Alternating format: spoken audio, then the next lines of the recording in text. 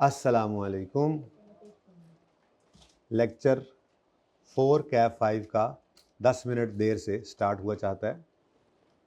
ये रमज़ान पैकेज चल रहा है ना असल में, ठीक है।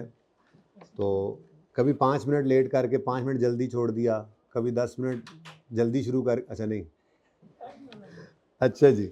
चले जी, IS 38 चल रहा था। कल हमने नोट बनाया था। आसान है, काम मुश्किल नहीं है, लेकिन इजी नहीं लेना इसको, ठीक है। ये बहुत इम्पोर्टेंट टॉपिक है यार। वो बुक तो उन्हें कहना PDF भेज दे मुझे इस चैप्टर का, अब्दुल्ला को मैसेज कर देना, ठीक है। मैं तो भूल ही गया, पता नहीं अब इसमें वो सवाल हैं या नहीं। अभी अभी अभी अभी भिजवा दो, ठीक है। अच्छा जी, ज़रा वापस आएँ अपनी थ्योरी की तरफ। तो पहले सफ़े पे ये थोड़ी सी डिस्कशन रहती है रेजिडुअल वैल्यू और यूज़फुल लाइफ की, ये अभी करनी है, करेंगे इंशाल्लाह।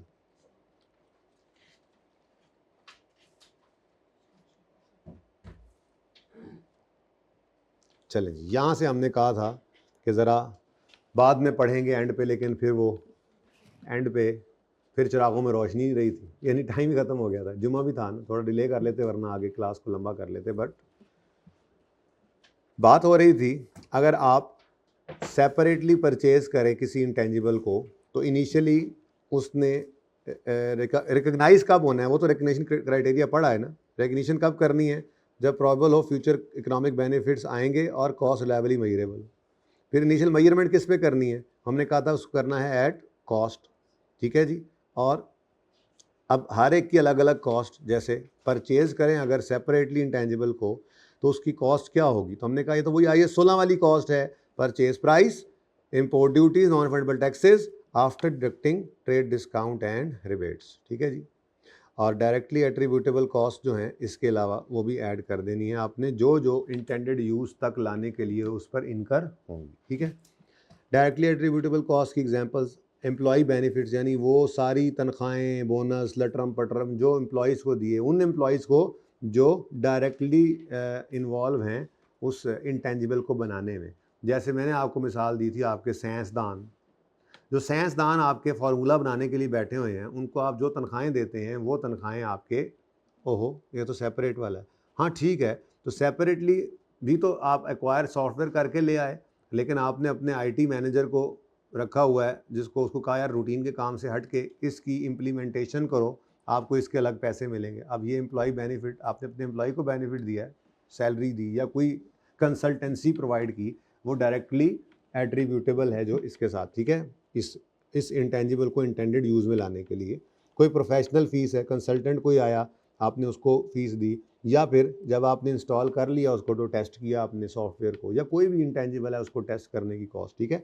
तो कॉस्ट ऑफ टेस्टिंग एसिटी कॉस्ट में ऐड करते हैं। और अगली बात, अगर आपने ये जो इंटेंजिबल बनाया है इसको टेस्ट करते हुए आपने कुछ सैम्पल्स बनाए, तो उन सैम्पल्स को बनाने की कॉस्ट आई होगी कुछ, और उन सैंपल्स को हमने बेच दिया तो कुछ उससे रेवेन्यू भी आया होगा। इनको भी नेट कर लेना है, और नेट करके जो नेट में कॉस्ट ही नॉर्मली होती है, क्योंकि हम सैंपल्स को बड़ी डिस्काउंटेड सी प्राइस पे बेच देते हैं ताकि थोड़ी मशहूरी भी हो जाए हमारी। जैसे हमने हनी पिज़्ज़ा का फार्मूला बनाया था, वो हमने को 10-15 हनी पिज़्ज़ा बनाकर आपके हॉस्टल के अंदर ला के उनको जितनी कीमत बनती थी उसको 25, यानी कि 1000 रुपये का बेचना था, हमें ये 800 में पड़ा था। हमने 800 रुपये में ये पिज़्ज़ा बनाया, ठीक है जी। इसको 800 में बनाकर हमने नॉर्मली तो 1000-1200 का बेचना है, लेकिन ये चूँकि टेस्ट रन किया था हमने, सैंपल प्रोड्यूस किया था, तो हमने तारफ़ी कीमत भी लगा दी कि चलो ज़रा मशहूरी भी हो जाएगी, तो हमने 250 का बेच दिया। अब ये बना 800 का था, बिक गया 250 का, तो नेट में फिर भी कॉस्ट ही पड़ी है, वो कितनी है? 550 पर पिज़्ज़ा। तो वो आप इस फार्मूला की कॉस्ट में ऐड कर सकते हैं, क्योंकि आपने अपने फार्मूला को टेस्ट किया है, टेस्ट रन किया ना, ठीक है। अब बात समझ आई? ये डिफरेंट है IS 16 के ट्रीटमेंट से, क्योंकि IS 16 में ये ट्रीटमेंट रिसेंटली कुछ अर्सा पहले बदल गया है। IS 16 के अंदर एक रिवीजन आई है जिसमें IS 16 में कहते हैं कि टेस्ट रन की कॉस्ट तो एसिड की कॉस्ट में ऐड करते हैं, लेकिन अगर एसिड को टेस्ट रन करते हुए आपने कोई सैंपल्स प्रोड्यूस किए हैं, तो उन सैंपल्स को बेचकर आने वाला रेवेन्यू और उसको बनाने की कॉस्ट, ये आपने एसेट में इस तरह से नेट करके नहीं डालनी, बल्कि इसको आपने पीएनएल में ले जाना है। अब ये IAS 16 के अंदर ट्रीटमेंट चेंज हो गया। अब उस्ताद आपको पीछे इंट्रो FAR 1 में यही पढ़ा रहे होंगे, लेकिन IAS 38 में ये रिवीजन नहीं आई है, इसलिए इसमें स्टिल वही, पता नहीं आपने वो पुराना ट्रीटमेंट पढ़ा हुआ या नहीं पढ़ा हुआ, लेकिन ये ऐसे ही है। यहाँ पे सवाल आगे आएगा, उसमें देख लेते हैं। ठीक है, ओके, सही है, चलें। अच्छा, उसके बाद जी जो चीज़ें नहीं हैं पार्ट, हमने कहा था कि वो एडवर्टीजमेंट वगैरह हो गई, कोई ट्रेनिंग वगैरह हो गई, कोई एडमिन जनरल ओवरहेड्स हो गए, ये कभी भी आपके इंटेंजिबल के लिए डायरेक्टली एट्रीब्यूटेबल कॉस्ट नहीं होती। लेकिन अगर ये सेलिंग एडमिन वगैरह, एडमिन ओवरहेड, जनरल ओवरहेड जो है, ये डायरेक्टली एट्रीब्यूटेबल हो जाए, लफ्ज़ लिख दे डायरेक्टली एट्रीब्यूटेबल, तो फिर ये भी कॉस्ट का पार्ट बनते हैं। डायरेक्टली एट्रीब्यूटेबल का मतलब क्या होता है कि इसकी वजह से ये पड़ा। मैंने आपको मिसाल दी थी आपके फैक्ट्री मैनेजर की, कि उसकी मंथली सैलरी है, तो वो बीच में कुछ सुपरविजन भी कर रहा है, एक्स्ट्रा पैसे नहीं ले रहा, तो ये जनरल ओवरहेड्स हैं, फिक्स्ड ओवरहेड्स हैं, ये आपकी उस एसिड कॉस्ट में ऐड नहीं हो सकते। लेकिन अगर आपने उसको सुपरविजन के लिए अलग से कुछ पैसे दे दिए तो अब ये ऐड होगा। ठीक है, अच्छा, अब अगली बात हमने यहाँ शुरू की थी, जिसके ऊपर फिर मैंने कहा था रुक जाओ। लफ्ज़ रीडिप्लॉइंग पे आए थे, तो मैंने कहा था रुक जाओ, ये ज़्यादा हैवी ना हो जाए। ताज़ा नहीं थे ना आप दोबारा ताज़ा दम होके आए हैं, तो आप पढ़ते हैं। कहता है जी कॉस्ट को रिकॉर्ड करना एसेट की कॉस्ट में, कॉस्ट जो डिफरेंट होती हैं उनको एसेट की कॉस्ट में, इंटेंजिबल में कैपिटलाइज करना रोक दो। कब रोको? when the asset is in condition necessary for it to be capable of operating the manner intended by the, जब जिस तरह से हम इस्तेमाल करना चाहते थे वो उस तरह से बन गया, उस हालत में आ गया, तो अब मजीद कॉस्ट उसमें ऐड करना, बिल्कुल वैसे ही जैसे IAS 16 के अंदर जब एसेट रेडी टू यूज हो जाया करता था, तो आप फिर मजीद कॉस्ट उसमें ऐड नहीं करते थे, वो कैपिटलाइज हो जाता था, फिर डेफिसिट होता था, और सब्सिक्वेंट एक्सपेंडिचर के अपने रूल्स हैं अलग से, वो यहाँ पे भी वैसे ही। ठीक है, अच्छा, आगे वो कहता है देयरफॉर, यहाँ से असल में मैं फिर चुप कर गया था, मैंने कहा रहने दो। Therefore cost incurred in using और redeploying an intangible and initial operating losses are not included in carrying amount of that asset. पहली बात, 2-3 बातें। पहली बात है कॉस्ट इनकर्ड इन यूजिंग और रीडिप्लॉइंग। यूजिंग का मतलब आपने, मैं मिसाल देता हूँ, ये भी मिसाल ही है, कि आपने एक सॉफ्टवेयर इंस्टॉल तो कर लिया, टेस्ट रन करके कंसल्टेंट ने आपको दे दिया कि ये जी अब बिल्कुल रेडी टू यूज़ है, करें आप अपनी अकाउंटिंग एंट्रीज, अब इसमें सारा इंटीग्रेशन हो गया आपके बिजनेस के साथ, इस सॉफ्टवेयर का बिल्कुल रेडी, लेकिन आपको चलाना फिर भी नहीं आता।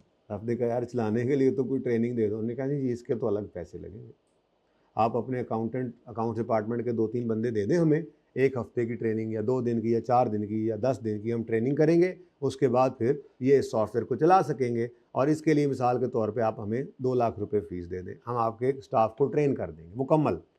अब ये जो ट्रेनिंग कॉस्ट है, वैसे नाम ट्रेनिंग आ गया तो आपको सुकून हो गया, लेकिन समझे ना कि ये क्या चीज़ है, ट्रेनिंग किस लिए दी जा रही है? ट्रेनिंग किस लिए दी जा रही है? ताकि आप इस इंटेंजिबल को यूज़ करें। बन गया है वो, इसलिए वो कह रहा है कि cost of using an intangible, एक minute, cost of using an intangible are not added in carrying amount. बात समझ आती है? अच्छा, एक तो हो गया ये यूज करने का। दूसरी चीज लिखी हुई लफ्ज यहां पे लिखा है रीडिप्लॉइंग। रीडिप्लॉइंग का क्या मतलब है? अच्छा, डिप्लॉय करने का क्या मतलब है? पहली बार इंप्लीमेंट करना, पहली बार। और रीडिप्लॉय का मतलब, रीडिप्लॉय का मतलब ये है कि आपने जिस कंप्यूटर में किया था मिसाल के तौर पे इंस्टॉल, या जिस सिस्टम में या जिस दफ्तर में, वहाँ से निकाल के आप दूसरे दफ्तर में लेके जाना है, तो सॉफ्टवेयर कंपनी को कहा कि भाईजान इसको वहाँ से निकाल के उतार के यहाँ पे इंस्टॉल कर दें, सेटिंग कर दें, तो उन्होंने कहा ठीक है जी, इसकी फ़ीस लगेगी। अब वो फीस जो उन्होंने लेनी है वो रीडिप्लॉइंग कॉस्ट है, इंटेंजिबल की कॉस्ट नहीं बढ़ेगी उससे। ठीक है, वो बस आपका खर्चा है, आपका शिफ्टिंग, रीस्ट्रक्चरिंग, जो भी आपने खर्चा डालना है उसको डालें। ठीक है, ये क्या चीज़ है? रीडिप्लॉइंग। तो 2 चीज़ें हो गई क्या जी? Therefore, cost incurred in using or redeploying intangible are not included in carrying amount of asset। बात समझ आ गई? ये 2 बातें समझ आ गई कि पहले उसने क्या कहा, रोक देना इंटेंजिबल की कॉस्ट में कॉस्ट को ऐड करना जब वो उस कंडीशन या लोकेशन या मामले पे आ जाए जिसमें हम चाहते हैं, जहाँ जिस हालत में हम चाहते हैं उसमें पहुंच गया, तो रोक दो कॉस्ट को वहाँ पे ऐड करना। ठीक है, और साथ ही उसने बताया इसका मतलब देयरफॉर कॉस्ट यूज करने के लिए कोई इनकर किया आपने या रीडिप्लॉय करने के लिए किया, तो उसको आपने इंटेंजिबल की कॉस्ट में ऐड नहीं करना। ये बात समझ आ गई। अब एक चीज होती है ऑपरेटिंग लॉस। ऑपरेटिंग लॉस का मतलब क्या होता है? ऑपरेशंस से लॉस का आना। मतलब आपने ये जो भिंडी कोला बनाई है, भिंडी के जायके वाली कोक बनाई है, कोला बनाई है, ठीक है, ये भिंडी कोला जो है ये अभी इनिशियली लोगों को इतनी पसंद तो नहीं आएगी। अब आपकी कॉस्ट तो अच्छी खासी इनकर हो रही है, आपने पूरा प्लांट उसके लिए लगाया, फार्मूला बना के आपने इंटेंजिबल जो इंटेंजिबल बनाया उस पर भी खर्चा हुआ, फिर अभी आप जो है वो उसको बना रहे हैं, स्टाफ तो आपने सारा रख लिया, वो जो आपने नई फैक्ट्री नया प्लांट लगाया है भिंडी प्लांट, ठीक है, उस प्लांट के खर्चे तो पूरे हैं, उसके स्टाफ तो पूरा रखा हुआ है, लेकिन अभी वो कोला इतना ज़्यादा बिक नहीं रहा। अब जब ये सूरत हाल होगी तो इंटेंजिबल तो बन गया था, उस फार्मूला को यूज़ करके आपने प्रोडक्शन स्टार्ट कर दी, commercial production has been started. लेकिन मामला ये है कि लेट्स से इस पीरियड में आपके लेट्स से पहले 2-3 महीनों के अंदर ईयर एंड हो गया, 2-3 महीने रहते थे, उन 2-3 महीनों में आपने जब इस भिंडी कोला का सेल्स रेवेन्यू का वॉल्यूम रेवेन्यू देखा तो वो लेट से आ रहा था 1500 रुपये, लेकिन आपकी जो एक्सपेंसेस हैं, जो कॉस्ट हैं, डिफरेंट कॉस्ट ऑफ सेल हो गई, सेलिंग एडमिन, जो भी लटरम पटरम खर्चे हैं, फिक्स वेरिएबल रला मिला के वो सारे के सारे जो हैं वो लेट से 3500 पे पहुंचे हुए थे। तो अभी फ़िलहाल इनिशियली आपको हमेशा किसी भी प्रोडक्ट के स्टार्ट के अंदर आपको इनिशियली उसके ऊपर लॉसेज आते हैं। आहिस्ता आहिस्ता इसका वॉल्यूम बढ़ेगा, लोगों के अंदर ये शऊर आएगा कि भिंडी कोला बहुत ज़बरदस्त है सेहत के लिए, वैसे कोला तो कोई भी ज़बरदस्त नहीं है, खैर चलें, तो आहिस्ता आहिस्ता लोग जो है वो इसको परचेज़ करना शुरू करेंगे, रेवेन्यू बढ़ेगा, cost normally fix cost same रहती है, इकोनॉमीज ऑफ स्केल भी मिलना शुरू होती हैं, आप प्रॉफिट्स की तरफ जाएंगे, लेकिन वो तो जब होगा सो होगा ना। अभी तो फिलहाल क्या आ रहा है आपको, 2000 का लॉस आ गया। ये लॉस कौन सा है? ये ऑपरेट किया तो लॉस है। अब किसी सियाने ने कहा और यार इनिशियल ऑपरेटिंग लॉस है, इसको एसिड कॉस्ट में ऐड कर दो, स्टैंड ने कहा नहीं, ये ऑपरेशंस का loss, acid ready to use हो गया था, उसके बाद कॉस्ट सीज कर दो। तो ये उसने एक जुमले में लिखा, therefore cost incurred for using, redeploying या initial operating losses are not made part of cost of intangible. ठीक है, सही है, ये जुमला आप पढ़ लो। ये इसलिए मैंने कल जरा स्किप कर दिया, मैंने कहा यार जरा हैवी हो जाएगी बात।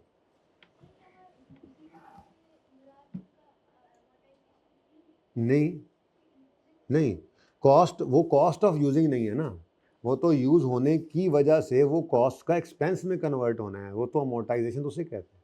ये तो इस वक्त हम बात कर रहे हैं एसिड की कॉस्ट के अंदर, जब खर्च जो डिफरेंट कॉस्ट इनकर हो रही हैं वो एसिड की कॉस्ट में कैपिटलाइज करने की बात हो रही है कि वो रोक दो। क्या अमोर्टाइजेशन आप एसिड की कॉस्ट में ऐड करते हैं, उससे लेस करते हैं?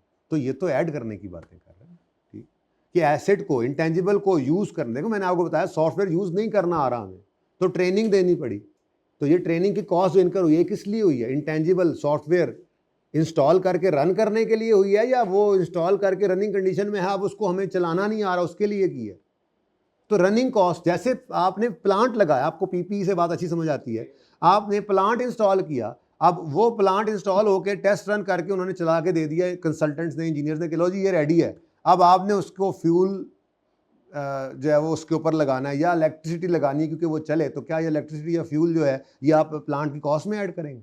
नहीं, ये तो उसको चलाने के लिए है, यूज़ करने के लिए। तो कॉस्ट ऑफ यूजिंग, या चल रहा था अच्छा भला, रीडिप्लॉइंग, या स्टार्ट के अंदर ऑपरेशन से लॉसेज आए, तो ये लॉसेज ये कभी भी आपने एसिड कॉस्ट में ऐड नहीं कर।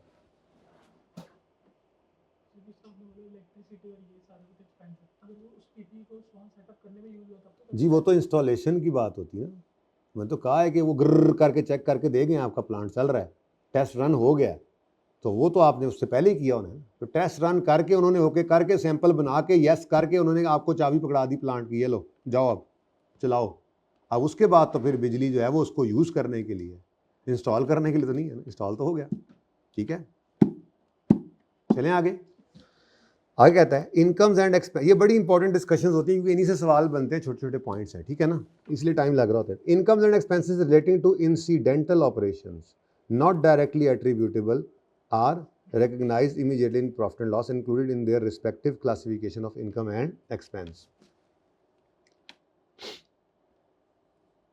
जी, इनकम एक्सपेंसेस जो कि डायरेक्टली एट्रीब्यूटेबल नहीं है, वही बातें दोबारा दोबारा करी जा रहा है, वो उसी वक्त P&L में फेंक देते हैं आप, जो उससे डायरेक्टली एट्रीब्यूटेबल नहीं है, ठीक है। और जो उनकी क्लास बनेगी, ठीक है, उसी के अंदर डाल देंगे। सेलिंग एक्सपेंस है उधर डालें, एडमिन है उधर डालें, फाइनेंस कॉस्ट है उधर डालें, ठीक है। फाइनेंस कॉस्ट जैसे हो गई, अगर तो आपने लोन लेके उससे ये प्लांट इंस्टॉलेशन के ऊपर प्लांट खरीदा और इंस्टॉलेशन किया तो वो बोरिंग कॉस्ट कैसे कैपिटलाइज होगा, और अगर ऐसा कुछ नहीं है तो फिर वो एक्सपेंस आउट होगा, ठीक है ना। तो वो रूल्स अपनी जगह पे ये जो है ना, ये if payment of N intangible is deferred beyond normal credit terms, cost is the cash price equivalent, the difference between this amount. अच्छा, इसके लिए ना आप थोड़ा सा IFRS 15 का, थोड़ा सा तो नहीं, खैर IFRS 15 का इंतज़ार कर लें, ठीक है। वहाँ पे जाके या बीच में कोई एडजस्टमेंट्स आएंगी ना जब सवालों के अंदर, तो वहाँ पे मैं करवा दूंगा, ठीक है। बेसिकली कहना ये चाह रहा है, वैसे सही मानों में तो इसकी समझ आती है IFRS 15 में ही जाके, लेकिन फिर भी मैं थोड़ा सा ज़बानी कलामी आपको समझा देता हूँ। वो ये कहना चाह रहा है कि मिसाल के तौर पे आपने आज एक इंटेंजिबल जो है वो ख़रीदा है, ठीक है। आपने जिससे ख़रीदा उसको कहा है भाई तुम्हें पैसे मैं 5 साल के बाद दूंगा। अब आज अगर वो कैश में ख़रीदते तो आपको वही सॉफ्टवेयर 5 लाख का मिलता, लेकिन आपने जो उसको 2-3-5 साल बाद 3 साल बाद पैसे देने का वादा किया, तो क्या आपको वो आज भी 5 लाख का ही देगा ये सॉफ्टवेयर? बोलो, 5 लाख का सॉफ्टवेयर आज मिलता है, अगर आपने उसको कहा है मैं तुम्हें 3 साल बाद पैसे दूंगा, तो क्या वो 5 लाख ही लेगा? वो 5 से ज़्यादा ही लेगा, ठीक है। 6-7 लाख, लेट्स से 7 लाख लेता है, तो स्टैंडर्ड कह रहा है कि भाई इंटेंजिबल की कॉस्ट 5 लाख ही है, बाकी 2 लाख जो है वो इंटरेस्ट है जो आप पे करेंगे अगले को। बेसिकली ये फाइनेंसिंग ली है एक तरह की। अब यही बात कर रहा हूँ ना, ये फ़िलहाल हैवी हो जाएगी बात, वहाँ पे तो जाके पूरा टॉपिक है पढ़ना है, ठीक है। Present value, basically present value, जी हाँ, वो 7 लाख प्रेजेंट वैल्यू जो होगी वो 5 लाख ही बनेगी, जो डिस्काउंट रेट होगा उससे। बिल्कुल हो सकता है, वो आगे पढ़ेंगे इंशाल्लाह। वो तो भी इंस्टॉल करने के लिए यूज़ हो सकता है।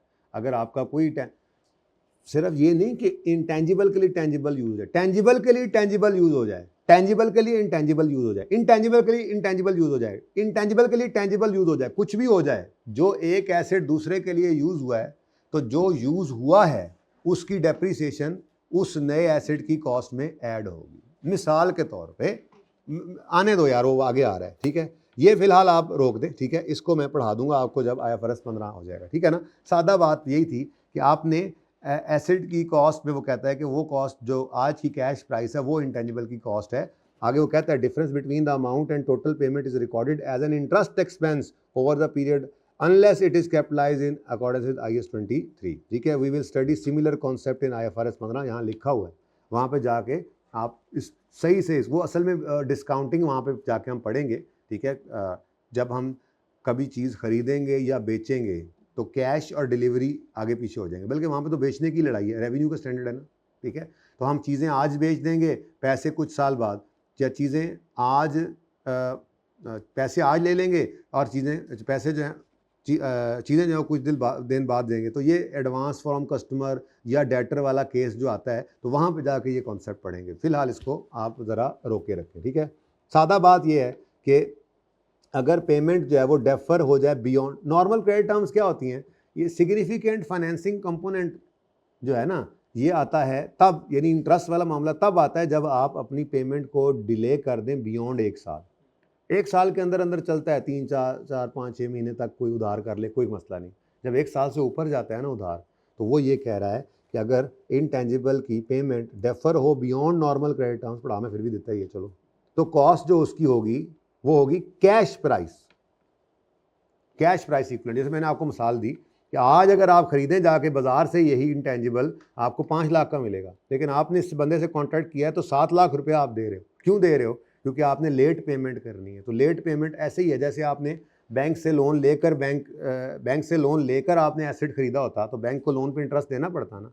बैंक से लोन नहीं लिया आपने, अगले बंदे से एसेट ही उधार उठा लिया, तो उसने फिर पैसे जो है सिर्फ एसेट के नहीं लेने, बल्कि उसने लेट पेमेंट के ऊपर इंटरेस्ट भी लेने। तो वो यही कह रहे हैं कि एसेट की कॉस्ट के अंदर आपने सिर्फ कैश प्राइस डालनी है, बाकी जो है उसको आहिस्ता आहिस्ता अनवाइंडिंग जब करते हैं तो इंटरेस्ट एक्सपेंस डेबिट करेंगे, उसको एसेट में डेबिट नहीं करेंगे, interest expense debit cash credit करेंगे। ओके,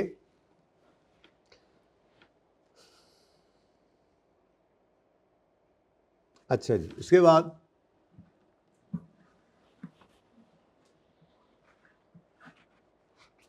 अगर आप इंटरनली जनरेट करते हैं किसी इंटेंजिबल को, अब ये इंपॉर्टेंट है भैया, ठीक है, क्योंकि आपको इसका असूल तो पता है। असूल क्या है? इंटरनली जनरेटेड हो तो बोलो।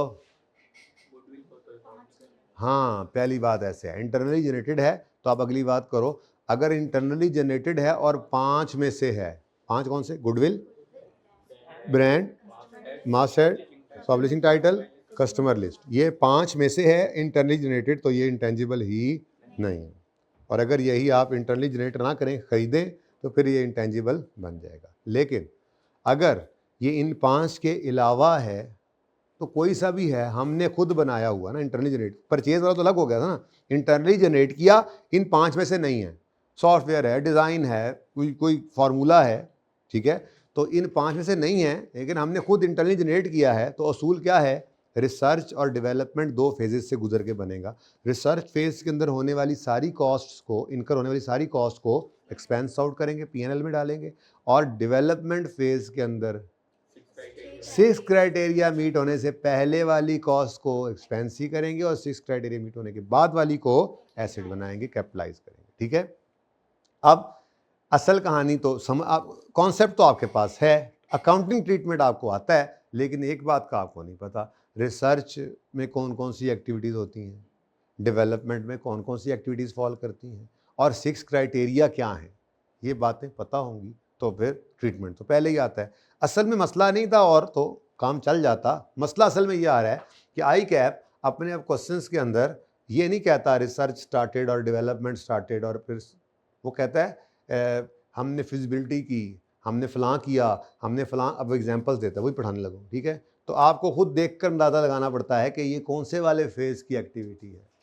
तो उस अगर रिसर्च फेज़ की एक्टिविटी है तो वो एक्सपेंस, और अगर डेवलपमेंट वाली है तो वो फिर कैपिटलाइज करेंगे, अगर 6 क्राइटेरिया मीट हो रहे होंगे, ठीक है। चलो, तो an internally generated intangible is created by company through its own efforts, ठीक है जी। It is sometimes difficult to assess whether an internally generated intangible qualifies for recognition because of problem such as it is not identifiable और cost can not be measured. कहता है कि कभी कभी ये डिफिकल्ट हो जाता है कि इंटरनली जनरेटेड इंटेंजिबल को रिकॉर्ड करें या ना करें, ठीक है। तो बहरहाल 5 को तो फिर हम नहीं करते ना, ठीक है, वो उसने अलग से लिखा भी हुआ है ये, ठीक है ना, कि इनको क्या करना है। अब ये पैरा 63 में उसने प्रोहिबिट कर दिया है, कहता है IS 38 प्रोहिबिट्स, अगले सफ़े पे, the recognition of following internal intangibles, prohibit कर दिया है। तो मैंने इसीलिए कहा था कि अब अगर आपको लॉजिक समझाने के लिए कह दिया मैंने कि इसकी कॉस्ट ज़रा मुश्किल है रिलायबली मेजर करना, लेकिन सवाल में वो धोखा देने के लिए लिख भी दे, या इवन आप ये दावा करते हैं कि नहीं हम कॉस्ट रिलायबली मेजर कर सकते हैं, तब भी मसला क्या है, IS 38 ने इसको स्पेसिफिकली प्रोहिबिट कर दिया है, तो अब आपने इसको कैपिटलाइज नहीं करना, चाहे कॉस्ट रिलायबली मेजर हो भी रही है, नहीं करना, ठीक है, चाहे आपने कोई तरीका निकाल भी लिया है।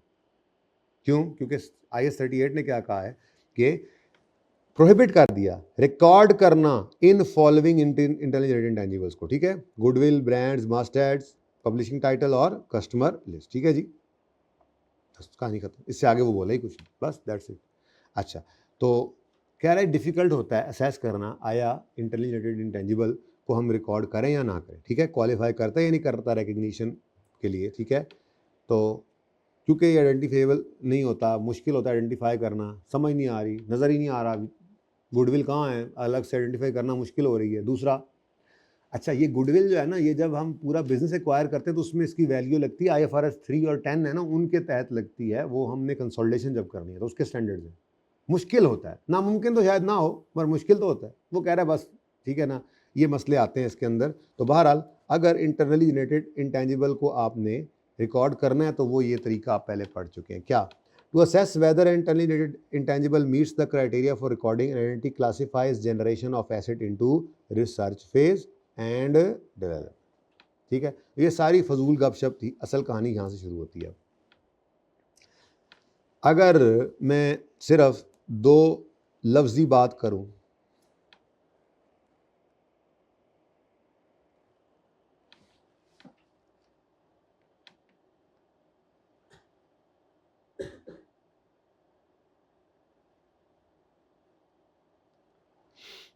तो बस कोई याद रखना चाहे तो रिसर्च क्या है? प्लान्ड इन्वेस्टिगेशन, कोई प्लान बना के इन्वेस्टिगेशन करना, रिसर्च। और डेवलपमेंट क्या है? जो रिसर्च के में जो फाइंडिंग्स आई हैं उनको फिर अप्लाई करना। अगर दो लफ्जी बात करें तो रिसर्च एंड डेवलपमेंट ये है, बस बाकी भी तफसील से पढ़ते हैं, ठीक है। तो रिसर्च क्या है? Planned investigation. डेवलपमेंट क्या है? उस इन्वेस्टिगेशन में यानी रिसर्च में जो फाइंडिंग्स आई उनकी एप्लीकेशन, ठीक है। अब इसकी डेफिनेशन तो बस इतनी सी है, ये काफ़ी है, ठीक है ना। असल में तो इसकी काउंटिंग ट्रीटमेंट इंपॉर्टेंट है जो हमने पहले ही सीख ली, और इसकी एग्जांपल्स इंपॉर्टेंट है बहुत, ठीक है। तो बहरहाल डेफिनेशन है, research is original and planned investigation undertaken with the prospect of gaining new scientific और technical knowledge and understanding. But ठीक है, सादा बात, रिसर्च क्या है? प्लान्ड इन्वेस्टिगेशन, ठीक है। डेफिनेशन नहीं आपसे रिप्रोड्यूस कराता इसकी, बहरहाल करा भी ले तो प्लान्ड इन्वेस्टिगेशन है, बस काफ़ी है, ठीक है। अब असल कहानी आती है, रिसर्च की अकाउंटिंग ट्रीटमेंट क्या है? एक्सपेंस आउट करना है, तो हमने पहले ही पढ़ा हुआ है। तो अगली लाइन में लिखा हुआ है accounting treatment, no intangible asset arising from research shall be recorded, expenditure on research shall be recorded as an expense when it is incurred, ठीक है जी। फ्रॉम रिसर्च फेज ऑफ, इसको काट दो यार, बल्कि लाल से काटो, दूर से नजर आए।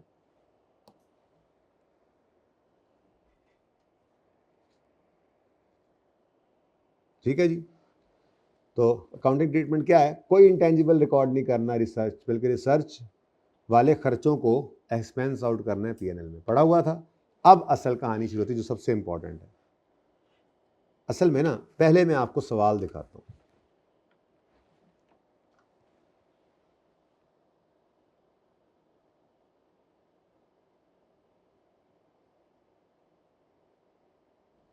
देखो जी,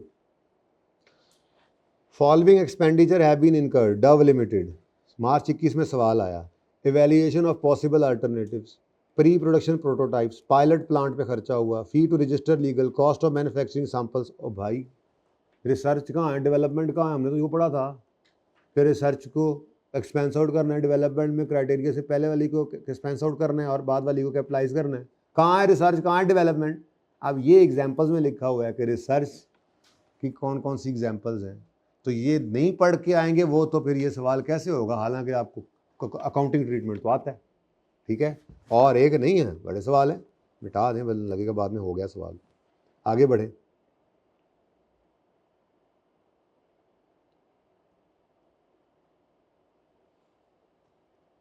तो बुक के अंदर है बाकी सवाल, चलो खैर, हाँ बुक के अंदर है बाकी सवाल। भाई उससे पूछे, मुझे आया है अभी तक वो PDF आगे, बुक इनके पास आ गई है, सवाल करेंगे आज पास पेपर के 2-3। अच्छा जी, तो बहरहाल इंपॉर्टेंस का अंदाज़ा हो गया, एक नहीं कई सवाल हैं इसी तरह के, ठीक है, जिसके अंदर रिसर्च और डेवलपमेंट नाम से नहीं बताई, एक्टिविटीज़ जो उसमें होती हैं वो बता दी, तो हमें पता होना चाहिए। याद करना नहीं है, याद रखना है। एक बार, 2 बार, 3 बार सिर्फ पढ़ लिया, जहन में बैठ गया, ये बस 2-3 बार पढ़ा होगा ना, तो जब भी सवाल में आएगा आपको पता लग जाएगा कि रिसर्च या डेवलपमेंट, ठीक है। अच्छा आ जाओ जी, ये very very very important examples are very very very important, ठीक है जी। चलो अच्छा जी, examples of research activities are activities aimed at obtaining new knowledge. ऐसी बस एक एक दो दो जो लाइनें, एक एक दो दो अल्फाज बीच में से आपके उसमें जो है ना आपके जहन में हो बस, ठीक है। तो रिसर्च एक्टिविटी में आप क्या सोच रहे होते हैं? नॉलेज ऑब्टेन करना, जाहिर सी बात है, अभी तो रिसर्च शुरू की है, प्लान बना के रिसर्च शुरू की है, तो अभी तो आप सबसे पहले क्या कर रहे हैं? नॉलेज ऑब्टेन करने की कोशिश कर रहे हैं, ठीक है। तो आपने कोविड की वैक्सीन बनाई, तो पहले आप कोविड को पढ़ रहे हैं, होता क्या है? साइंसदान बैठ गए, आप उसके ऊपर रिसर्च शुरू कर रही है, तो रिसर्च के अंदर सबसे पहले क्या कर रहे हैं? मिसाल के तौर पर, ये सबसे पहले बाद में नहीं, लेकिन बहरहाल बनता भी यही है थोड़ा सा अगर सोच के किया जाए, तो सबसे पहले ऑब्टेनिंग न्यू नॉलेज, फिर search for evaluation and final selection of applications of research findings और अदर नॉलेज। हाँ जी, आप आपने सर्च करना है।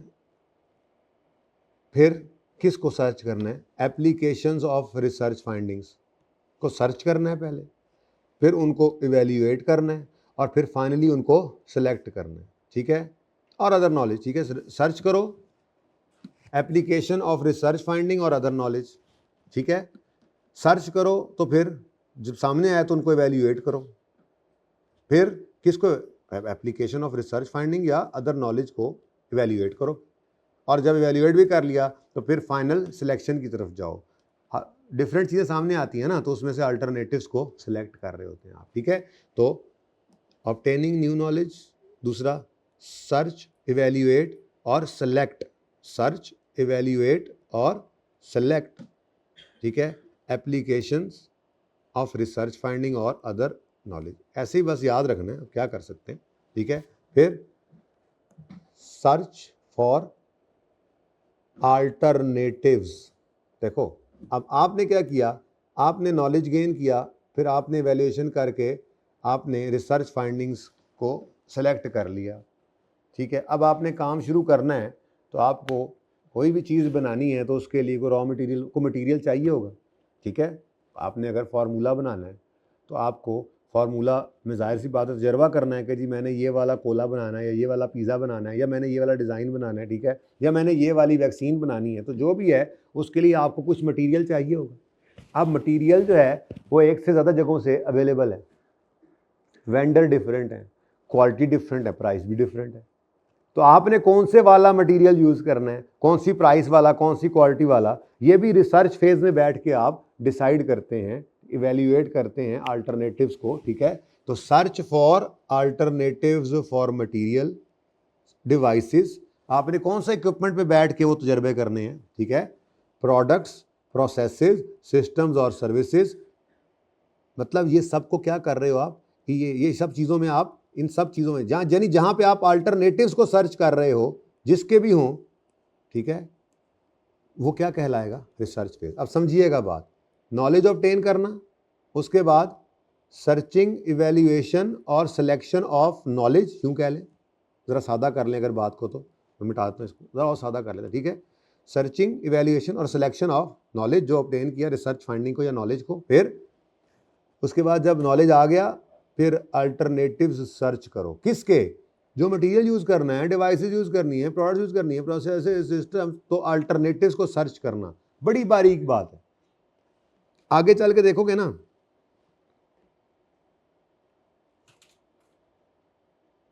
तो आपको मैं देखता हूँ जब जाते हैं तो यहाँ पे जो आपको कहा जा रहा है ना सर्च फॉर अल्टरनेटिव्स, वहाँ पे वही एप्लीकेशन बन जाएगी। भाई भेज दिए, चले मैं देख लेता।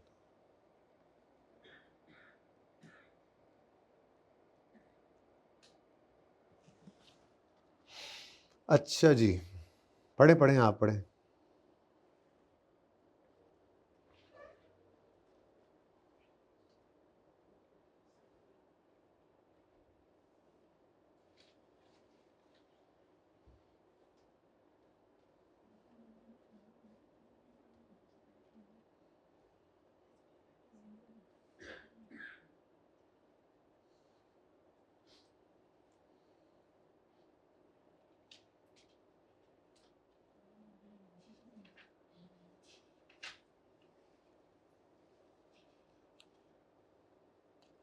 अच्छा अच्छा जी, और नेक्स्ट है जी formulation, design, evaluation and final selection of possible alternative. तो इस सारी बात के अंदर फॉर्मुलेशन, डिज़ाइन, लटरम एंड पटरम of what? Formulation, design, evaluation and final selection of. तो आपने फॉर्मुलेट करना है, डिज़ाइन करना है, इवेल्युएट करना है, और फाइनली असल में तो क्या करना है? सिलेक्शन करनी है पॉसिबल अल्टरनेटिव्स की फॉर न्यू और इम्प्रूव्ड मटेरियल, डिवाइसेस, प्रोडक्ट्स। तो बात समझ आ रही है कुछ कुछ कि आपने ऑब्टेन किया न्यू नॉलेज, उसके बाद आपने उसको मतलब ऑब्टेन जब कर लिया तो फिर उस नॉलेज को मज़ीद ऑब्टेन करने के लिए असल में क्या कर रहे हैं? हर एक्टिविटी जो आप नॉलेज ऑब्टेन करने के लिए कर रहे हैं उसमें आप फिर उस नॉलेज को जब ले आएंगे, सर्च करने के बाद उसको वैल्यूएट करेंगे, उसको सिलेक्ट करेंगे, फिर अल्टरनेटिव्स को सोचेंगे और फिर फाइनली क्या करेंगे आप, सिलेक्शन करेंगे पॉसिबल अल्टरनेटिव्स में से कि सबसे अच्छा material, device, product, process, system जो ऊपर आपने सर्च किए थे उनमें से सिलेक्शन कर लें कि ये मटेरियल यूज़ करना है, ये हमने प्रोडक्ट यूज़ करनी है, ये हमने प्रोडक्ट बनानी है, ये हमने इक्विपमेंट यूज़ करना है। ये सब डिसीजन कहाँ पे हो रहे हैं, रिसर्च फेज के अंदर। ठीक है,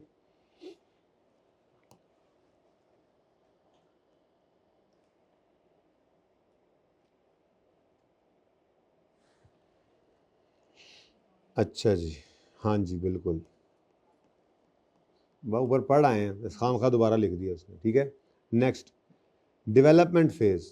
अभी ज़रा ना मैं इसको छुपा रहा हूँ बीच वाले को, या बल्कि पहले ये पढ़ लेते हैं 6 क्राइटेरिया क्या था। ठीक है, 6 क्राइटेरिया पहले पढ़ते हैं, फिर डेवलपमेंट फेज पे आएंगे। ओके, सही है।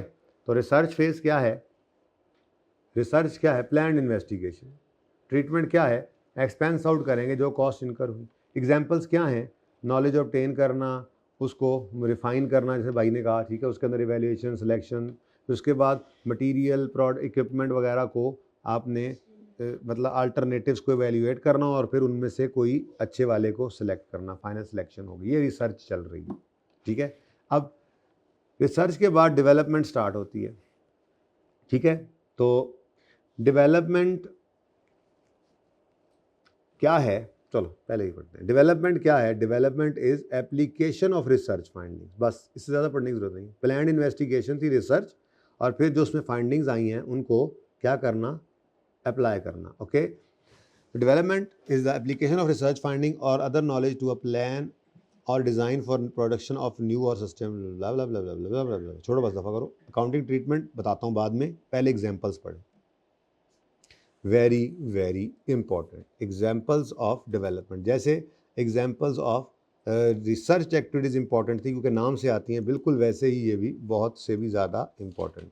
ओके, तो एग्जाम्पल्स हैं डेवलपमेंट एक्टिविटीज़ की, design, construction and testing of pre production और प्री यूज़ प्रोटोटाइप्स। प्रोटोटाइप्स किसे कहते हैं, किसी को पता है प्रोटोटाइप्स किसे कहते हैं?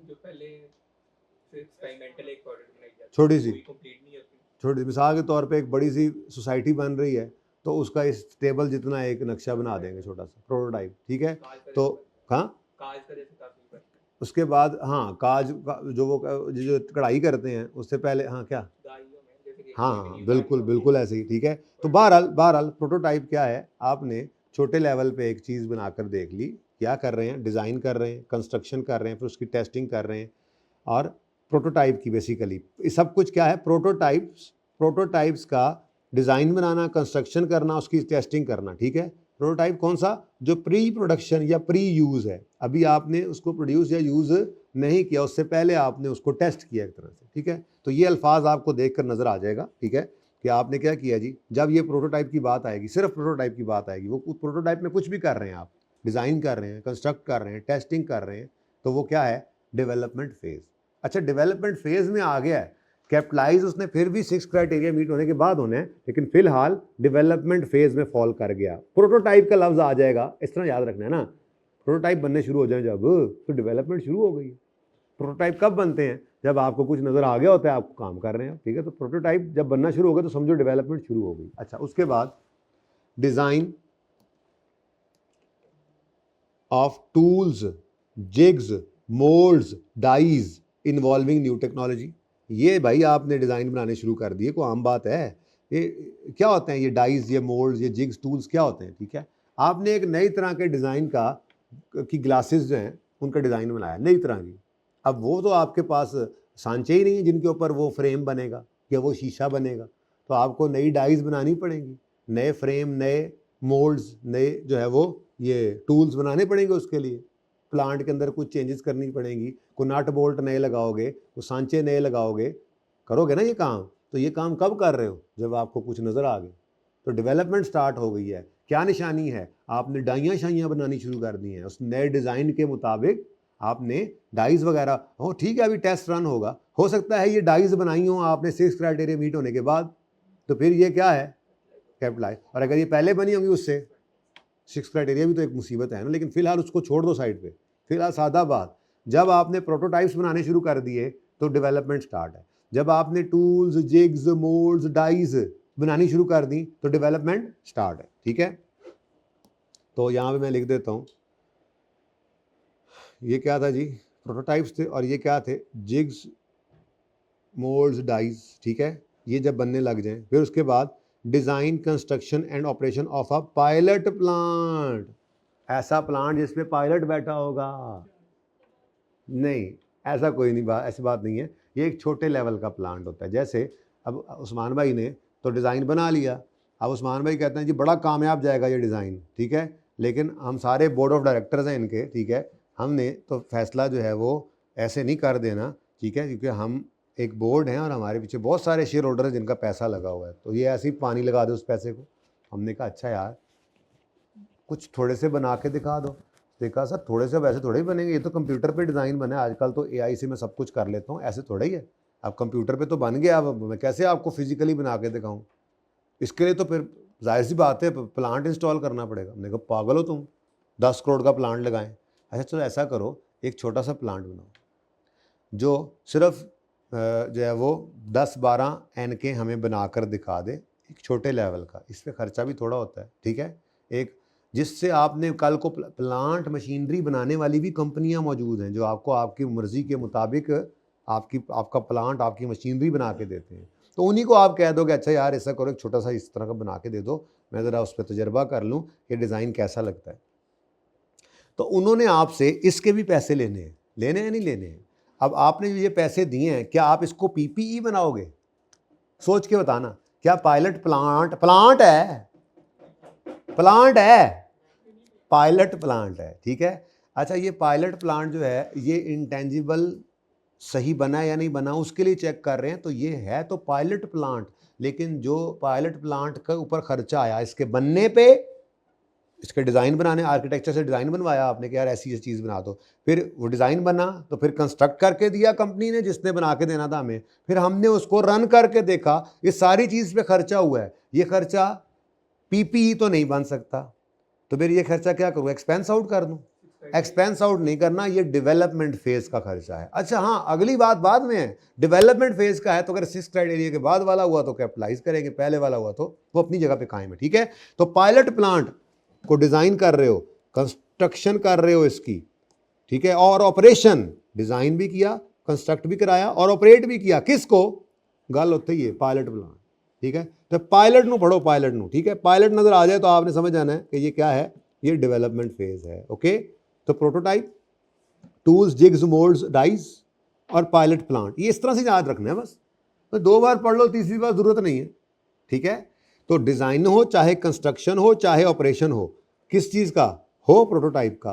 कोई बच्चा ये ना भूल के कह दे भाई पायलट प्लांट का, ये ना कह दे तो प्लांट है पीपीई बनेगा, भाई क्या मतलब पीपीई बनेगा, अभी तो इंटेंजिबल बन रहा है, डेवलपमेंट चल रही है, तो हमने एक छोटा सा प्लांट बना के उसके ऊपर तजर्बा करना है, ये वैक्सीनें बना के या ये एनक का डिज़ाइन बना के, ठीक है, बात समझ आएगी, ठीक है। तो ये भी क्या है जी, ये भी डेवलपमेंट फेज चल रहा है। उसके बाद आगे पढ़ लो, बता रहा है design, construction, operation of pilot plant that is not of a scale economically feasible for commercial production. इस पे कमर्शियल प्रोडक्शन नहीं हो सकनी, बड़े लेवल के प्लांट होते हैं, वो हज़ारों लाखों एन के बनाएंगे वो साल की, ऐसे थोड़ा ही है, ये तो ऐसे 5-7 बनाकर हमें चेक करना है। छोटा सा एक प्लांट बनवाया, एक कमरे 2 टेबलों के ऊपर आ जाएगा, छोटा सा प्लांट ही है, बस ये चेक करना है कि ये कैसा बना है, ये डिज़ाइन कैसा लगता है, ये चलता भी है या नहीं चलता है। तो ये डेवलपमेंट फेज़ का खर्चा है, डेवलपमेंट फेज़ का खर्चा है, पीपीई नहीं है, डेवलपमेंट फेज़ का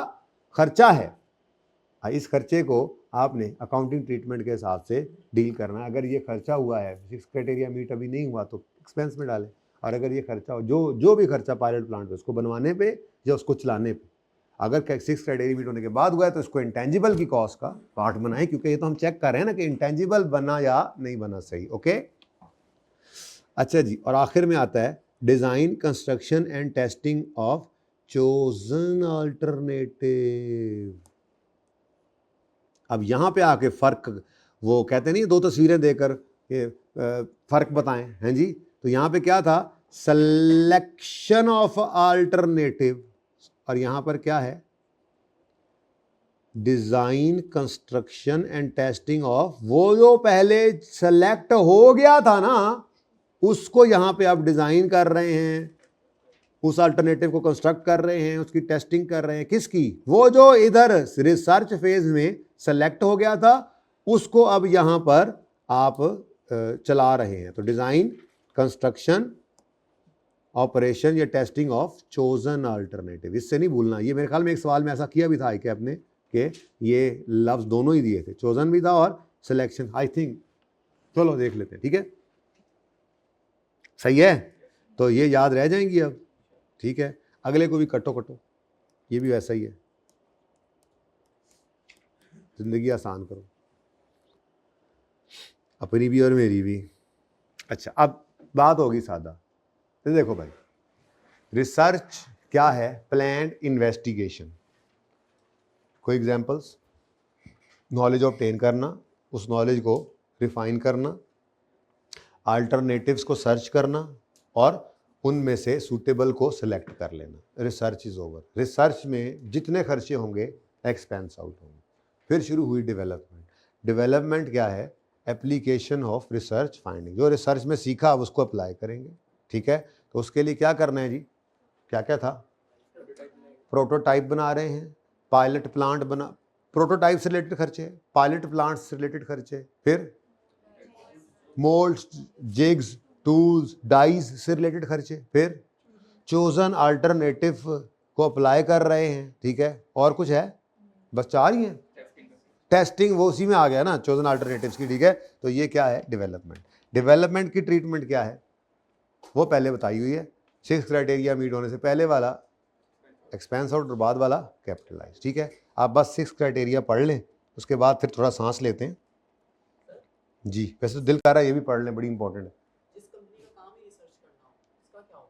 क्या मतलब? मतलब कि जैसे कि शोहरत खानम रिसर्च सेंटर, हाँ, मतलब कि आप समझिए ये प्राइवेट है, फिर इसकी इंटेंजिबल अलग और अलग होगी और रिसर्च नहीं आएगी इसकी इंटेंजिबल। यार देखो, आपने रिसर्च किसी के काम पे करनी है ना, तो आपने उसके साइंसदान को बिठाना है, ठीक है ना। आप भी रिसर्च कर सकते हैं, आपका भी इंटेंजिबल बन सकता है, कुछ भी बनाना चाहो, खर्चा होगा कुछ, बिठा दो बंदे, खर्चे शुरू कर दो। जब तक वो अंधेरे में हाथ पांव मार रहे होंगे, रिसर्च फेज चल रहा होगा, आप भी एक्सपेंस आउट कर ही जाना। जब डेवलपमेंट स्टार्ट होगी, क्राइटेरिया मीट हो जाएंगे, तो कैपिटलाइज कर लेना, क्योंकि आपको नज़र आ रहा होगा कि ये जो मैंने एटम बम बनाना है इसका मुझे बड़ा फ़ायदा आना है, ठीक है ना। तो वो आप भी कर सकते हैं, लेकिन आपको खर्चा करना पड़ेगा, साइंसदानों को तनख्वाहें देनी पड़ेंगी, उनके तजर्बों के लिए मटीरियल लाना पड़ेगा, रिक्वायर्ड इक्विपमेंट लाना पड़ेगा, बहुत सारे पापड़ बेलने पड़ेंगे। चाहे शौकत खानम हो, चाहे आप हो, कोई भी रिसर्च कर सकता है, कोई भी ऑर्गेनाइजेशन। IS 38 हर एक पे लगता है, ठीक है। अच्छा जी, अब अकाउंटिंग ट्रीटमेंट ज़बानी तो आपको बता दिया था, अब यहाँ से भी पढ़ लेते हैं। वो कहता है an intangible arising from development, intangible asset arising from development, ये फिर आ गया विच।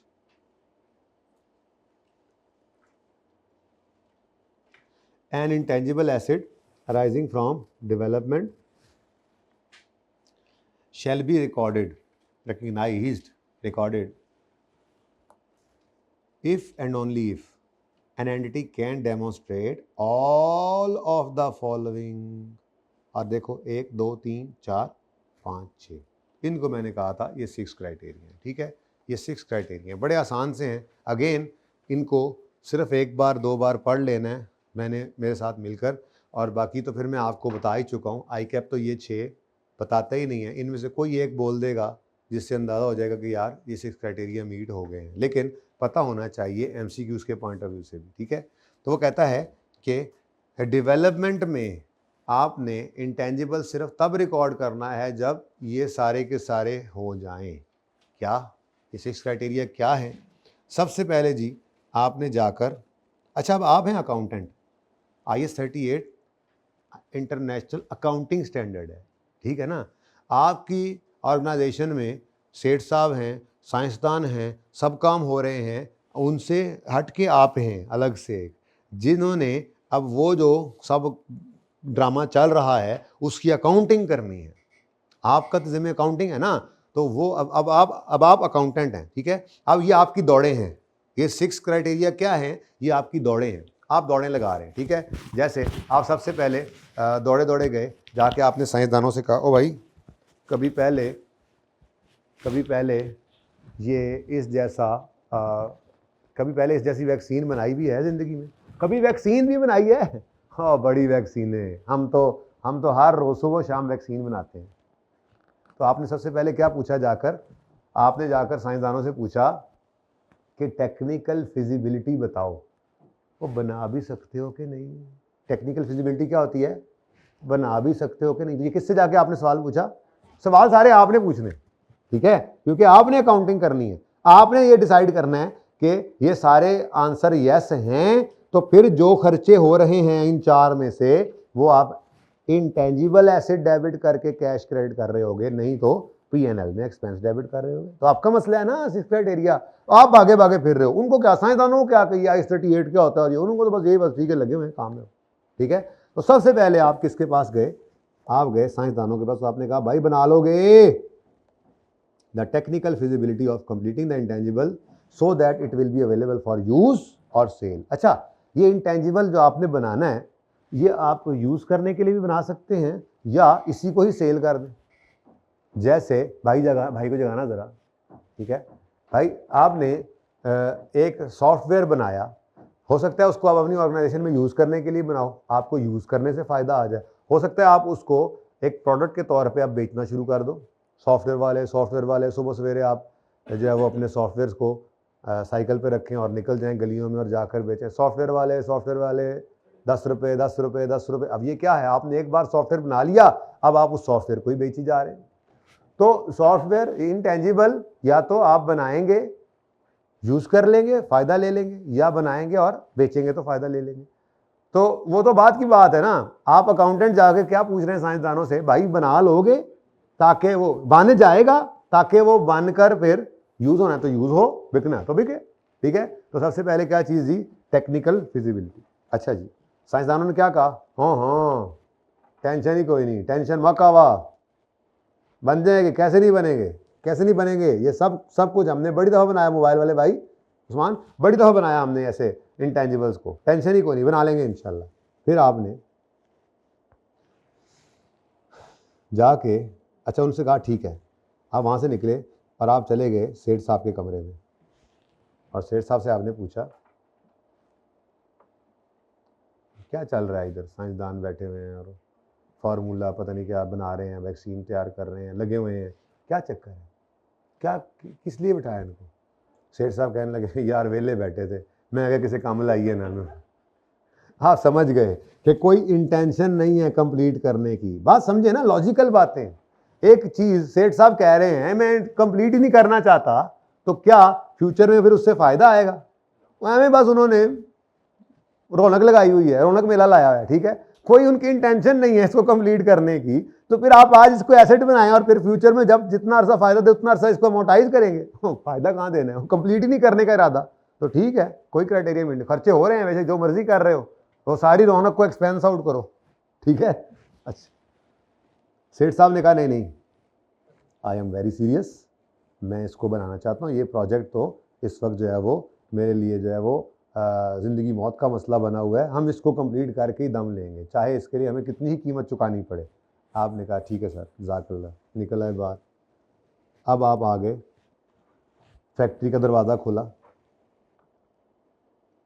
प्रोडक्शन मैनेजर से पूछा वो ये जो फार्मूला बना रहे हैं इसको इस्तेमाल कर भी लोगे?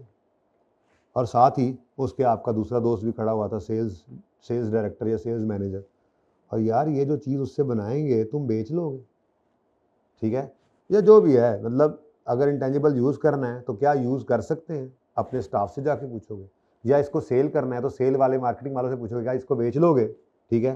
तो अगर वो कहेंगे यस तो अच्छी बात। अब देखो ना, टेक्निकली साइंसदानों ने कहा बन भी सकता है, सेठ साहब कह रहे हैं बनाएंगे इंशाल्लाह, कंप्लीट भी करेंगे, लेकिन आगे हमारी एबिलिटी नहीं है उसको यूज़ करने की या सेल करने की, हम ना बेच सकते हैं ना यूज़ कर सकते हैं। तो फिर फ़ायदा कहाँ से आएगा? या यूज़ करके फ़ायदा आना है, एसेट दो तरह से ही फ़ायदा दे सकता है ना, या इस्तेमाल करो फ़ायदा उठाओ या बेच दो। तो दोनों काम अगर कर ही नहीं सकते तो फिर कौन सा एसेट? बात समझ रहे हो ना, बारीकी की बात है थोड़ी सी ना, डीप डाउन जाके सोचो तो। लेकिन बस एक बार पढ़ के डीप डाउन वाली बात को दफ़ा कर देना है, बस सादा बात, 6 क्राइटेरिया हमने नाम याद रखा हुआ, ठीक है। अच्छा, अगली बात,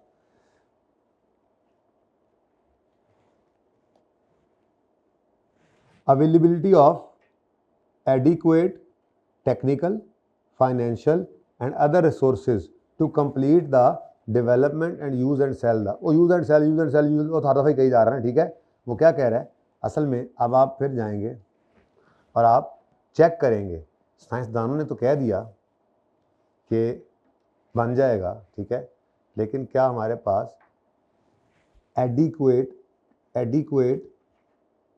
टेक्निकल रिसोर्सेज हैं, फाइनेंशियल रिसोर्सेज हैं या अदर रिसोर्सेज हैं? क्या मतलब? फिर आप सेठ साहब के पास गए, आपने कहा सर वो तो ठीक है, साइंसदान कह रहे हैं बना लेंगे, आप कह रहे हैं कंप्लीट भी करना है, मार्केटिंग वाले कह रहे हैं बेच भी लेंगे, आपके पास इसको कंप्लीट करने के पैसे हैं? नहीं, वो तो नहीं है वो तो नहीं। क्या मतलब? आपको ये, आपकी इंटेंशन ठीक है, नियत, नेकी मिल गई आपको, इरादे के ऊपर नेकी एक नेकी मिल गई आपको, लेकिन असल में वो 10 से 70 गुना नेकी तो मिलेगी जब आप वो नेकी कर लोगे। नेकी की नियत करने पर नेकी की नियत करने पर हदीस में आता है ना कि मोमिन बंदा जब कोई नेकी का इरादा करता है तो उसको एक नेकी का सवाब, एक नेकी मिल जाती है, और अगर उसको कर लेता है तो 10 से 70 गुना तक अजर मिलता है। तो एक तो नेकी मिल गई लेकिन इंटेंजिबल रिकॉर्ड करना है आपने। अगर सोचना है कि फ्यूचर में मरने के बाद आपके पास एक ऐसा रिसोर्स होगा जो आपको फायदा देगा, तो उसके लिए आपको वो नेकी कर भी लेनी चाहिए, ठीक है। तो नेकी कर ले तो कह रहे नहीं मेरे पास उसके लिए पैसे ही नहीं है, ठीक है। तो पैसे नहीं हैं तो फिर ये भी 6 क्राइटेरिया मीट नहीं हो रहा, ठीक है। अच्छा, नहीं सेठ साहब ने कहा उन्होंने पैसा बड़ा भाई के पास, ठीक है। बड़े भाई तो भाई होता है, टेंशन नहीं, पैसा बड़ा, ठीक है। बड़ा भरा है जी, सऊदीया होता है ना, ठीक है, उस्मान में लंदन होता है, अच्छा ठीक है। तो अवेलेबिलिटी एडिक्वेट टेक्निकल और फाइनेंशियल और अदर रिसोर्सेज की, ये भी ओके हो गया। तो फिर अब ये सारी जगहों से घूम फिर करना, एक मैंने पॉइंट छोड़ा वो पढ़ा देता हूँ, सारी जगहों से घूम फिर करना। अब आप आ गए हैं, आपने अपने दफ्तर का दरवाज़ा खोला है और आके बैठ गए हैं, दफ्तर का दरवाज़ा बंद करके कुर्सी पर ऐसे रख के आंखें मूंद कर, क्योंकि अगला जो काम है वो अब आपका है। अब वो आप किसी से नहीं पूछ सकते, अब वो आप ही हैं जो इसको डिटरमिन करेंगे। और वो आखिरी स्टेप है, क्या कॉस्ट रिलायबली मैयर हो सकती है? इसका जवाब कौन देगा? आप ही हैं। नहीं आप ही हैं भाई। कॉस्ट, अगर आप इतने बड़े तुसी सेटअप लाए ने तो क्या आपकी कोई भी खर्चा अनरिकॉर्डेड रह सकता है? बोलो, नहीं ना रह सकता। तो कॉस्ट रिलायबली मैयर आपने खुद ही करनी है। तो आप इनवॉइसेस निकालोगे, बिल्स निकालोगे, पेरोल निकालोगे, ये सारी चीज़ें आपके पास मौजूद हैं। कोई भी चीज़ खरीद के लाए, कोई इक्विपमेंट खरीदा था उसकी आपके पास इनवॉइस होगी, कोई आपने मटेरियल खरीदा था उसकी इनवॉइस होगी, कोई आपने सैलरी पे की साइंसदानों को उसका पे रोल होगा आपके पास। तो कॉस्ट रिलायबली मैयर आपने खुद ही करनी है, ठीक है। तो ये किसी से पूछने की जरूरत नहीं है, ये इंशाल्लाह आप कर लोगे, ठीक है। और अगर ना हो सके तो सारी चीज़ें हाँ भी हों, जब कॉस्ट ही रिलायबली मैयर नहीं हो सकेगी तो कौन सा इंटेंजिबल, कैसे रिकॉर्ड करें इंटेंजिबल, ठीक है। तो बहरहाल ये 6 के 6 क्राइटेरिया मीट होना जरूरी है। अब एक रह गया बीच में, तो एक minute, ability to measure reliably the expenditure attributable to, ठीक है। तो ये क्या है जी, reliable measure reliably the expenditure, यानी कि रिलायबली कॉस्ट रिलायबली मैयर हो सके, ठीक है। अब रह गया एक बीच में, ये मैंने ऐसे ही छोड़ दिया था, ये भी बस ऐसा ही है। कहता है डिटरमिन करो कैसे कैसे कैसे इंटेंजिबल एसेट जनरेट करेगा फ्यूचर बेनिफिट। ये खुद भी सोच लो, खुद भी सोचो जरा बैठ के, कैसे। नहीं समझ आ रही तो चले जाओ अमंग अदर थिंग्स, क्या, चले जाओ जरा, entity can demonstrate the existence of a market. चले जाओ अपने मार्केटिंग मैनेजर के पास, दोबारा चले जाओ, उसे कहो ओ यार ये तुम जो भिंडी कोला बना रहे हो, ये करेला कोला बना रहे हो, ये तुम पिज़्ज़ा हनी वाला बना रहे हो, तुम्हें लगता है कि इसकी मार्केट एग्जिस्ट करती है? क्या करो, पहले सोचो ना, कैसे intangible will generate future benefits. Among other things demonstrate, entity can demonstrate existence of a market for output of intangible और द इंटेंजिबल इटसेल्फ। यानी कि अगर वो तो इंटेंजिबल से चीज़ें बनाकर, यूज़ करके चीज़ें बना के बेचनी है तो उस चीज़ की मार्केट हो, और अगर इंटेंजिबल बेचना है तो इंटेंजिबल की मार्केट हो, ठीक है। तो क्या असेस करो, मार्केट भी है या नहीं है, ठीक है। और अगर खुद यूज़ करना है तो उसकी कोई यूजफुलनेस है या नहीं है, तो ये है ना, आपने खुद अपनी जजमेंट भी यूज़ करनी है बीच में, ठीक है, और सही है। तो ये आपने कहा कैसे intangible will generate probable benefits, इसके लिए आप मार्केट, आप अपनी जजमेंट यूज़ करो, ज़रा जाके देखो मार्केट भी एग्जिस्ट करती है, जो इंटेंजिबल है उसको यूज़ करके चीज़ें बनानी है उस चीज़ों की, या अगर उसी को बेचना है तो उसकी अपनी, ठीक है। तो ये जनाब 6 क्राइटेरिया। पहला, साइंसदानों बना लोगे, यस। सेठ साहब क्या इरादा है, कंप्लीट करेंगे। फिर यार एबिलिटी टू यूज़ है या सेल है, पूछ लो आप जाके अपने प्रोडक्शन मैनेजर से या सेल मैनेजर से। फिर अपनी जजमेंट भी यूज़ करो, सोचो कैसे कैसे कैसे ये फ्यूचर बेनिफिट्स जो है वो जनरेट करेगी। फिर उसके बाद सेठ साहब के पास दोबारा जाओ, पैसे हैं भाईजान पूरा करने के, ठीक है, ये भी ओके। तो फिर अपने दफ्तर में वापस आओ और निकालो अपनी सारी फाइलें और कॉस्ट को रिलायबली मेजर करने की भाई को जगाकर कोशिश करो, ठीक है। तो 6 क्राइटेरिया मीट हो जाएं, जब 6 के 6 जब मीट हो जाएं तो उससे ऑनवर्ड जो डेवलपमेंट फेज के खर्चे हैं वो क्या करेंगे, कैपिटलाइज, क्या करेंगे, ठीक है। अच्छा, आखिरी बात मैं कर लूँ, फिर पार्ट 2 शुरू करते हैं। वो आखिरी बात क्या है, आपको कल का सवाल अगर याद करें तो उसमें क्या लिखा हुआ था कि कमर्शियली वायबल है, बस। तो कमर्शियली वायबल ये यहाँ पर एबिलिटी टू सेल के अंदर आता है, यानी कोई एक पॉइंट बता देगा, कोई एक निशानी बता देगा जिससे पता लग जाएगा कि 6 क्राइटेरिया मीट हो रहा है। इनमें से कोई एक, जैसे वो कहेगा कि टेक्निकली फिजिबल, ठीक है, डेवलपमेंट इज स्टार्टेड ऑन यकम अप्रैल 2022 but it become technically feasible on यकम सितंबर 2022। तो यकम अप्रैल 22 से डेवलपमेंट शुरू हो गई, लेकिन 6 क्राइटेरिया मीट हुए यकम सितंबर। अब 6 के 6 नहीं लिखे उसने, तो ये मैं आपको पर्चे के लिए बता रहा हूं। 6 में से कोई एक लिख दे कि ये मीट हो गया तो समझ जाओ पर्चे की हद तक कि ये 6 क्राइटेरिया मीट होने की निशानी है, इससे ऑनवर्ड अच्छी वाली डेवलपमेंट शुरू हो गई, ठीक है। लेकिन एमसीक्यूज़ के पॉइंट ऑफ व्यू से ये 6 के 6 आपको याद होने चाहिए, ठीक है। तो बस याद ब्रेन में बैठ गए, ठीक है, ये काफ़ी। ऐसे ही याद रखो ना, साइंसदान थे, फिर मालिक था, फिर मार्केटिंग वाले थे, फिर खुद बैठ के जजमेंट लगाई थी, फिर पैसों के लिए मालिक के पास गए थे, फिर खुद दफ्तर में आके बैठे थे, बस 6 स्टेप्स पूरे, 6 क्राइटेरिया पूरे, ठीक है। तो ये क्राइटेरिया पूरे होने से पहले पहले डेवलपमेंट फेज के खर्चे भी एक्सपेंस में, और इसके बाद वाले कैपिटलाइज। पार्ट 2 शुरू है।